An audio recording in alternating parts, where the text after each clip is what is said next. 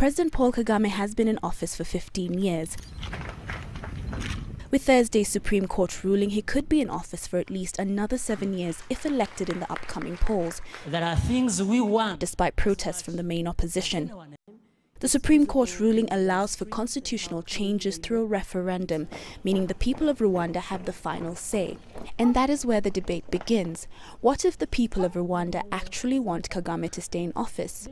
And it's a debate that is taking place in many African nations, including Congo-Brazzaville, where President Denis Nguesso is pushing for a similar constitutional change. Faut-il changer? Should we change the current constitution? At the request of my dear compatriots on the occasions, I was asked to start a conversation on a national level.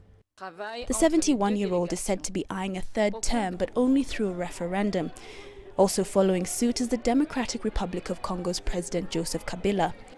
Some analysts cite the recent controversial re-election of Burundi's President Pierre Nkurunziza as yet another example of the use of law to stay in power. Given that Mr. Nkurunziza's third term, as it were, happened on a constitutional and legal technicality, with his supporters saying that his first term was not really an elected first term, I think that unless similar situations occur elsewhere on the continent, it would not really set a precedent as it were. While many Western leaders have openly condemned these leaders, Africans have varied opinions on the matter.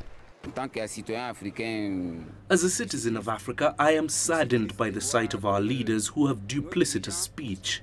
The first type of language they use is what is heard when they are still in the opposition. Once they become president, they want to change the constitution.